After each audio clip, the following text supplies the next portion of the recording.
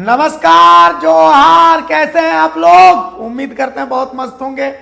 सबसे पहले आप लोगों को गणतंत्रोत्सव की बहुत सारी शुभकामनाएं। समीर, सबको गणतंत्र दिवस की बहुत सारी शुभकामनाएं। मस्त रहिए, जिंदाबाद रहिए, रांची रहिए, चाहे इलाहाबाद, माफ कीजिए, प्रयागराज रहिए, हैं। लेकिन हम लोग आज हाजिर हुए आपके सामने एक बहुत बड़ी खबर लेकर के। खबर क्या है? खबर यह है कि आजसू अपने पुनर्जागरण काल से गुजर रहा है। आजसू पार्टी गुजर रही है। सुदेश में तो हर वो संभव कोशिश कर रहे हैं जिसमें आजसू को हर वो संजीवनी प्राप्त हो जाए जिससे आजसू झारखंड की राजनीति में फिर से उसी दमखम, उसी दखल के साथ री एंट्री कर ले। सुदेश महतो के लिए बीजेपी, कांग्रेस, जेएमएम चुनौती नहीं है। सुदेश महतो के लिए चुनौती है जेल कैम, और जेल कैम में भी चुनौती है जयराम महतो। जिस एग्रेसिवनेस के साथ जयराम महतो राजनीति कर रहे हैं, तो आजसू की ही जो जगह थी उस जगह में जेल कैम घुसता जा रहा है, जयराम महतो घुसते जा रहे हैं। लेकिन ये ज्ञान देने के लिए हम लोग अभी नहीं आए हैं। एक बहुत बड़ी खबर हम बताने जाने हैं आपको। खबर यह है कि आजसू में संजय मेहता की एंट्री हो सकती है, और यह खबर आपको बहुत जल्दी मिल सकती है। इस वक्त की बहुत बड़ी खबर आपको हम बता रहे हैं। खबर यह है कि आजसू में संजय मेहता की एंट्री हो सकती है। ऐसे तो आप लोग जानते होंगे कि संजय मेहता कौन है, लेकिन फिर भी हम बता देते हैं। संजय मेहता कभी जयराम महतो के साथी थे, जेएलकेएम और जेबीकेएसएस के सदस्य थे। फिर जयराम महतो से वो अलग हुए। उन्होंने चुनाव भी लड़ा। चुनाव में 300 वोट कितने वोट है? 817 वोट लेकर के आए विधानसभा चुनाव में। और उसके बाद अब संजय मेहता नई संभावनाएं तलाश रहे हैं। सुदेश महतो भी हर वो ऑप्शन अपनाने को तैयार है जिससे वो जयराम महतो की धार को कूंद कर सके और अपना दखल राजनीति में आजसू का दखल बढ़ा सके। समीर, संजय मेहता आजसू जा रहे हैं। किस तरीके से देखा जाए, अगर पूरा समीकरण देखें, क्या कुछ बदलेगा समीकरण?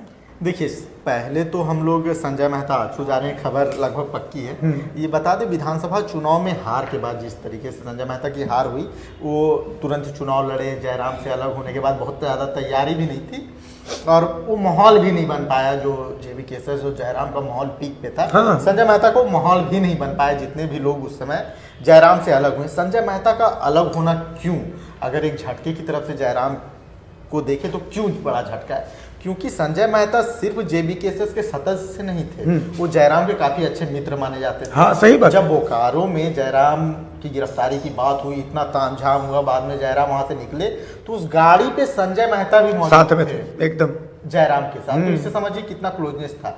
फिर अचानक से ऐसा क्या हुआ, दोनों में इतनी विरक्ति हो गई लोकसभा चुनाव के बाद कि दोनों ने अपना रास्ता ही अलग कर लिया।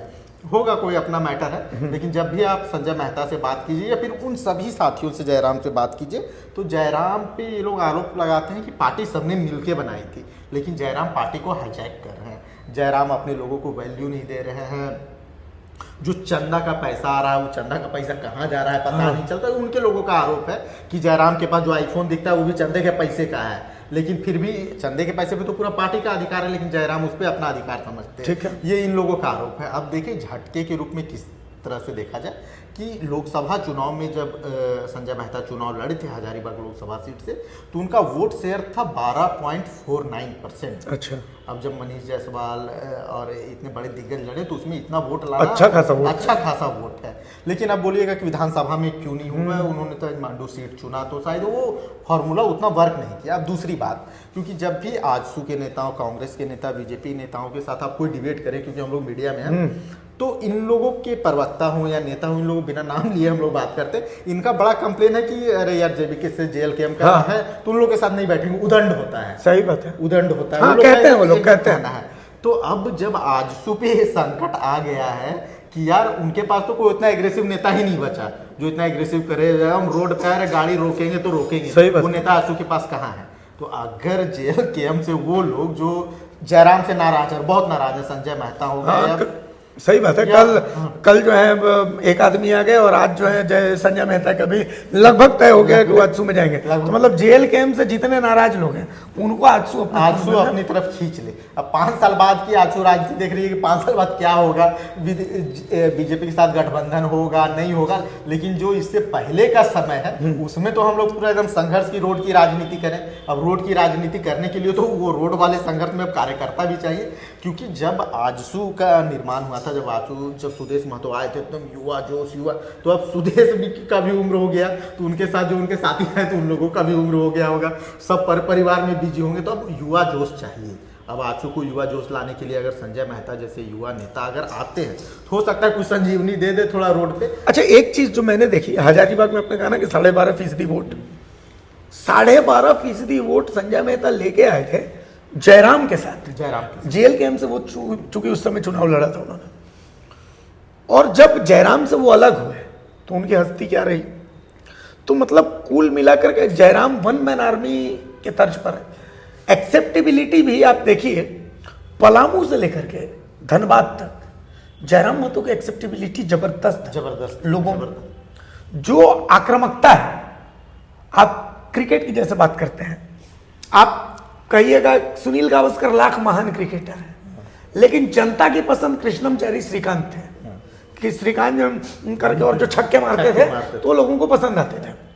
उसी तरीके से लाख महान क्रिकेटर सचिन तेंदुलकर है, लेकिन लोगों को पसंद आती थी सहवाग की बैटिंग, क्या अपर लगाता है, क्या कवर ड्राइव लगाता है। तो ये एक जनरल मेंटेलिटी, आक्रामकता हर किसी को पसंद है, और जयराम में जो आक्रामकता है वो आक्रामकता किसी में नहीं दिखती। देवेंद्र महतो नो डाउट जयराम के बाद इतने बड़े नेता हैं, इतना एक्टिविस्ट हैं, जयराम से पहले से छात्र राजनीति में एक्टिव है, लेकिन जयराम से इतर अगर आप देखें तो उनकी वैल्यू बहुत कम है। वैल्यू नहीं। हाँ। तो अगर उस पार्टी में सबसे मजबूत चेहरा जयराम है तो कोई इफ एंड बट है ही नहीं, क्योंकि वो हैं।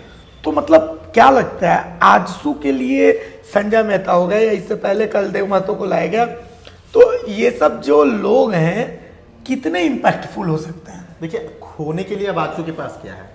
कुछ नहीं है। झारखंड में एक सीट पे आप हैं, खुद सुप्रीमो चुनाव हार चुके हैं, तो अब जो भी है आजसू सोच रही है कि कुछ भी करके जो भी है हम हासिल करें। हाँ। जो भी मेरी साख यहाँ गई है अब हासिल करें, तो उसमें उनको जो सही लग रहा है। संजय मेहता आ गए ना, गया तो क्या? हाँ, गया कुछ नहीं, क्या गया क्या? अब जब नेक्स्ट विधानसभा चुनाव होगा तब ना टिकट बंटवारा देखा जाएगा कि टिकट, तो अभी तो जो आ रहा है ले लो, जो आ रहा है कम से कम कुछ तो लेके आएगा वो।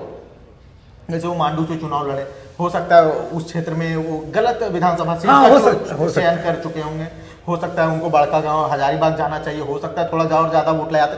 बहुत ज्यादा फर्क आप उस क्षेत्र में जाइएगा तो ऐसा नहीं है संजय मेहता बड़ा चेहरा है, कुछ नहीं है। जो भी चेहरा था, जो भी बड़ा चेहरा था, युवाओं के बीच क्रेज था संजय मेहता का, वो जयराम के बदौलत था। जब जयराम के साथ थे तो संजय मेहता बड़े कद के नेता लगते थे कि अरे जयराम के साथ ये भी उठ रहा है, संजय मेहता भी उठ रहे हैं। लेकिन जयराम से अलग होने के बाद संजय मेहता भी नजर नहीं आए, तो क्या हो सकता है अगर सुदेश का सहारा मिल जाए तो फिर संजय मेहता का कद बड़ा हो जाए। ये भी हो सकता है, इसमें ये भी संभावना है। एक और आखिरी बात है समीर, जिस पर चर्चा जरूरी है।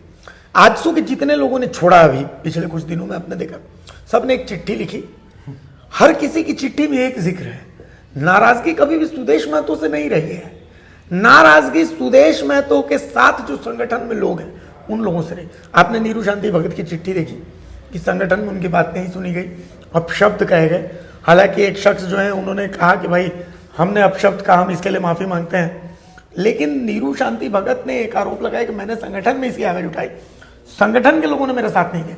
तो बाकी लोगों ने जो छोटे नेता उन्होंने भी छोड़ा, उन लोगों ने भी न सुने का आरोप लगाया। सुदेश महतो को कहीं ना कहीं अब संगठन पर फोकस करने की भी जरूरत है। और सुदेश महतो पिछले कुछ चूंकि एक चीज जो मैंने देखी है, राजनीतिक समझ जो सुदेश महतो में है, वैसी राजनीतिक समझ कम से कम झारखंड की राजनीति में बहुत कम लोग, बहुत मैच्योर पॉलिटिशियन और बहुत अच्छी राजनीतिक समझ है। आप कभी भी उनके मुंह से ऐसे शब्द नहीं सुनिएगा जो हेडलाइंस बनाए, कभी नहीं। बहुत सोच समझ के तोल मोल के बोलते हैं, और झारखंड की राजनीति को ऐसे पढ़े लिखे शख्स की बहुत जरूरत है। तो कहीं ना कहीं सुदेश महतो को भी सोच ही रहूंगा कि संगठन में भी कहीं उनको फिल्ट्रेशन की जरूरत है, नए चेहरों को आने दें, पुराने कुनबे को जोड़े, प्रवीण प्रभाकर को लेकर आए तो पुराने कुनबे को जोड़े, नए चेहरों को लेकर के आए, बदलती राजनीति को समझे, ये सब उनके दिमाग में तो हो गई। देखिए आजसू के बड़े ऐसे नेता जो क्षेत्र में मतलब लोकल लेवल पे नेता है, जिला अध्यक्ष हो गए, प्रखंड अध्यक्ष हो गए, आप उन लोगों को बोलिए ना, उन लोगों से आप बात कीजिए तो उन लोगों के मन में बहुत टीस है। वो टीस है बीजेपी से गठबंधन को लेके। वो लोग चाहते हैं कि अरे अकेले लड़े, थोड़ा कम सीट लाए, थोड़ा लेकिन लड़े, फुल ताकत से लड़े। आप देखिएगा विधानसभा, इस विधानसभा चुनाव में आप देखिए गठबंधन तो हुआ, जहां आजसू का कैंडिडेट है वहां बीजेपी का जो कैडर है वो आजसू को मदद नहीं कर रहा। सही बात है। जहां आजसू का कैडर है वो बीजेपी को मदद नहीं कर रहा। मतलब ऊपर लेवल पे तो सांठगांठ हो जा रहा है, लेकिन नीचे के कार्यकर्ताओं का मन एक दूसरे के साथ नहीं बैठ रहा है। ये सबसे बड़ा और जो संगठन में जो गड़बड़ियां हैं, मतलब कई तरह के सवाल आते हैं कि सीपी चौधरी से बहुत लोग नाराज हैं, तो इससे नाराज हैं, उससे नाराज है, सब सबसे नाराज है, लेकिन कोई सुदेश से नाराज नहीं है। ये भी एक तरह का मतलब सही बात है।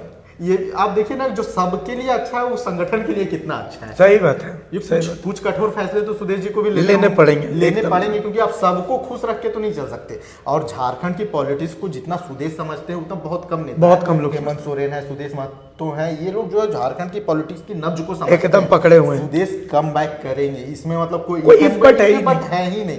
जिस वोट बैंक को लेके चलते हैं और जितना बड़ा वोट बैंक को लेके चलते हैं अपने साथ, अगर उसका 50% भी वोट बैंक को अपने साथ साध ले तो झारखंड में को अच्छा।